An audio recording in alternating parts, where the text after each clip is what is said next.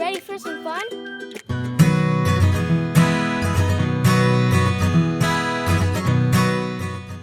Hey everybody, Greg here from IDM in the beautiful city of Cabot, Arkansas, and man, am I excited about this episode. As a business owner, while you're managing your social presence, like Facebook for example, have you ever wondered some of the do's and don'ts you should be doing or not doing as a business? But first, if you enjoy and like our Greg's Friday Tip Day series for providing free marketing help for your business, show us some love by liking our Facebook page or subscribing to our YouTube channel. And if you are behind on some episodes, got you covered. Head over to idmarkansas.com and just click on the Greg's Friday Tip Day button. Over the years, IDM has helped to manage several businesses' social media footprints, like Santa Coyote, Sharp Family Dentistry, Childress Insurance Agency, the Lyles Team, Windows and More, and so many more. But today, I wanted to share with you some of the do's and don'ts. Basically, what we have found to be the best practices for your social footprint. A lot of people think that just because it's social media, that they should just post whatever and whenever. Well, yes, social media is easier to entangle with our everyday lives, and of course, majorly easier to just blast something quickly out, but does that always give you the best impression? Think about this. Nowadays, your Facebook page and other social accounts and your website are basically like a person walking into your storefront. It's the first impression. And of course, we all know that the first impression counts majorly. If this year has taught us anything, more and more people are researching companies online, even cross-researching among different search and social platforms before they ever make contact. Especially, and I just talked about this in episode number 55, The Big Change, since the average user is majorly tech savvy nowadays. We really need to think about the overall branding and public appearance that our social pages tell people. So let's review our Facebook page.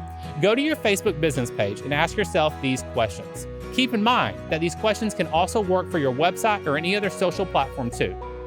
And remember, while reviewing, look at it from a third-party perspective. Question 1. What is your first impression? 2. Do you understand quickly what you're offering? 3. Did you get offended or misled on what you see? 4. Is there hate or negativity? 5. Does it look professional or just pieced or random? 6. Do you see any branding? 7. Is there an easy way to make contact? 8. Are you posting the same graphic with a different message over and over? If so, that can cause a negative reaction, especially in a person's newsfeed. The same graphic will cause people just to keep scrolling. Remember, the graphic is what grabs their attention and then they read your message. 9. When was the last time you posted? If it's been more than a week, some people will think that you're not in business anymore. One of the biggest things that we have seen when it comes to Facebook pages is normally, 1, they just don't carry any branding. 2, a lot of times the business is just trying to sell.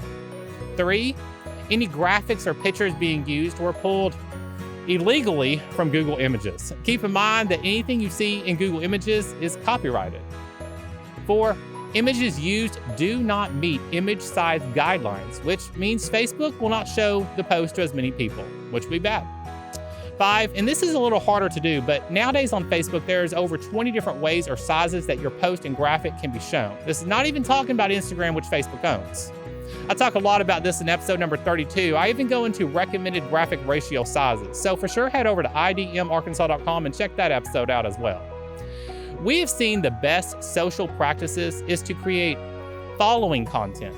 Mixing that up with selling content usually creates the best interaction rates. So let's take a look at an example here. Here you'll see a feed from Childress Insurance Agency's Facebook page.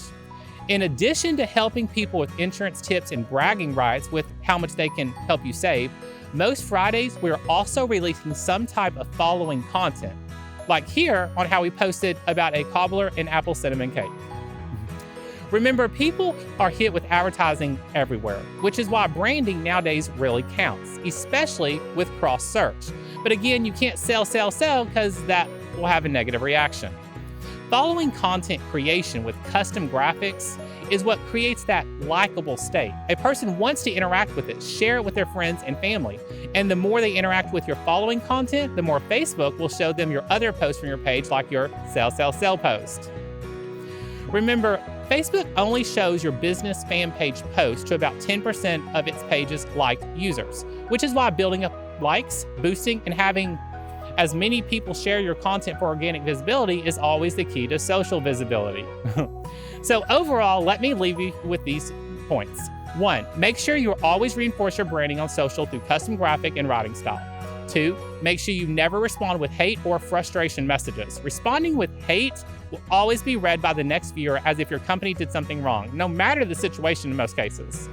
3, make sure you are at least posting 3 times per week, and don't post 24/7 because that will hurt results. 4, don't try to sell. That too will cause a negative reaction. 5, always A/B test and use Facebook's insight tools to your advantage. Again, this is Greg from IDM in the beautiful city of Cabot, Arkansas, wishing everyone safe days. And if we can help you with anything, and I truly mean anything, even if you just have a random question, call me anytime at 501-941-3645 or visit me online at idmarkansas.com, and let's start your journey now.